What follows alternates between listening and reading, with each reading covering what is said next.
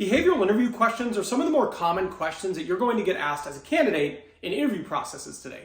They're also some of the more challenging questions to answer, and that's no different with Toyota. In fact, Toyota uses a bunch of behavioral interview questions in their process, so you have to know how to answer them correctly. In today's video, I'm going to teach you what they are, a formula on how to answer them, and then I'm actually going to give you some of the questions they ask in their process and teach you how to answer those specific questions. Now, this is video 2 of a 4-part series, so if you are new to this series, or this is the first video you're seeing, make sure you go to the playlist and watch the first video, and hang on to the very end of this video. Because at the end of this video, I will actually tee up the next one right here on the screen so you can seamlessly go from video 2 to video 3. All right, let's get started. Okay, so first things first, what are behavioral interview questions? Behavioral interview questions are questions that basically prompt you to give an example of something in your past that is relevant to the current job that you were interviewing for and walk the interviewer through what you did in that situation. What they're trying to learn is, in the situations you will face in our role, how have you handled them historically? Because past behavior is the best predictor of future behavior. Now, the way you can tell you're being asked a behavioral interview question is you get a question that starts with, tell me about a time when. Give me an example of a time when. Can you share with me a time when? Time when is what you are looking for. Those two words essentially signify you are being asked a behavioral interview question. Now, when you're asked a behavioral interview question, you want to use the STAR method. Now, the STAR method is a framework that you can use to answer behavioral interview questions. And it's great because it tells you exactly what you need to say to answer them. It's an acronym that stands for situation, task, action, response. What was the situation you were in? So this is like the company you were at, the role you were in. Task. What was the situation that came up? What was the task you were doing? What was the project? What was going on in this moment? Action. What did you specifically do to resolve or make progress in whatever it is you were dealing with?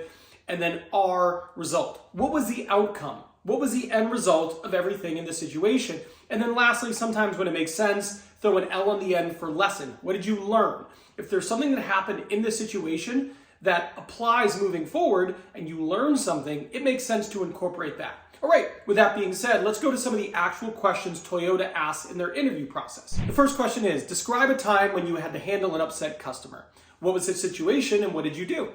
Now, this is a very common question for anybody who's going to get asked a question that has customer-facing applications, right? If you're going to be dealing with people, this is a very common question to ask. And the way that you answer this is you're basically going to use the STAR method, situation, task, action, respond, result.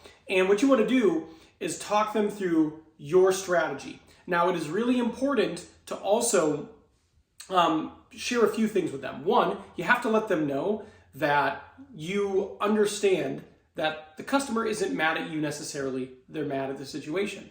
So you have to remain calm, you have to listen to them, you have to hear them out, and then you have to work to resolve whatever their issue is. That's what you need to convey with your example. Now, I can't give you a specific example because it's something from your past, but ideally, you're using the STAR method, you walk them through how you were calm and understanding that they're upset, and you listen to them, you heard them, but you're not taking it personally because they're not upset at you, they're upset at the situation. You go through how you help them. Maybe you went above and beyond to make sure you resolve the situation, and the outcome was they ended up being very happy. You converted them. They came in, they were upset, they left a satisfied customer that was happy with the resolution you provided them. That's what needs to come out in your answer. Let's go to the next question. The next question is, give me an example of a project that didn't go as planned. What did you do? Okay, so this is another question. And notice this question doesn't say time when, but it's still asking you to look at something that happened in your past and talk about how you handled it. So use the STAR method, that's really important. It's also important here that when you're giving the example of a project that didn't go as planned, ideally, what didn't go as planned wasn't your fault. It was like an extenuating circumstance that you encountered, but you were able to think quickly, act calmly, make an alternate plan, and get back on track, right? So you want to be authentic here. You can share that you had a project that you were leading, ideally. You can share the circumstance that happened that pushed you off plan. Walk through how you calmly responded to it in a way that allowed you to continue making progress and ultimately achieved a positive outcome. That's essentially what you want to do here. Now, this question isn't that challenging, but it is challenging if you don't have an example ahead of time. That's why knowing this question allows you to pre-plan for it, have an example, walk them through it. It's also really important here that you're not negative. If like the project was off schedule because someone on your team did a really bad job, you don't want to throw that person onto the bus, right? Like throwing them under the bus isn't going to help you. Now you can say we had a person and they ended up not being able to complete their portion of it. So how I responded was blank. But anything more, dwelling on that, dwelling about how that person did a bad job, that's going to be perceived as negative. And it's going to hurt your candidacy. So you want to make sure you don't do that. The next question is, tell me about a time when you did not know how to do something and then how you made it happen. So what they're basically asking for, and by the way, I don't love the way this question's worded, but I get the gist of it. There was something you didn't know how to do. How did you go about figuring that out? Now, what they're getting at here is, are you the type of person who is a learner, right? You encounter a problem, you encounter a roadblock. Are you the type of person who takes the initiative to learn what's going on, understand everything, and make the necessary adjustments so you can understand what's going on and be effective? This is important because the world is changing.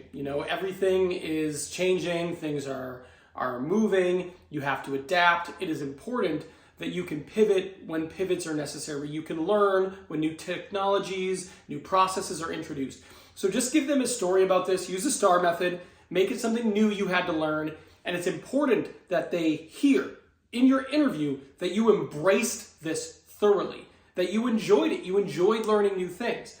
That's the outcome you want them to have here. Whatever your story is, you need to be calm, you need to use the STAR method, and they need to see that you enjoy learning new things, and you see those as a challenge, not as a deterrent, but a challenge to be embraced. And if you can convey that while you're giving your answer, you're gonna do great. Now, the next question you're gonna need to answer is, why do you wanna work at Toyota? And this is actually probably the most important question you're going to answer. It's often used as a tiebreaker between equally qualified candidates, and it's so important, I made its own video. So you should go watch this video next because I'm going to teach you how to nail this question so you stand out compared to all the other candidates in the interview process. I'll see you over there.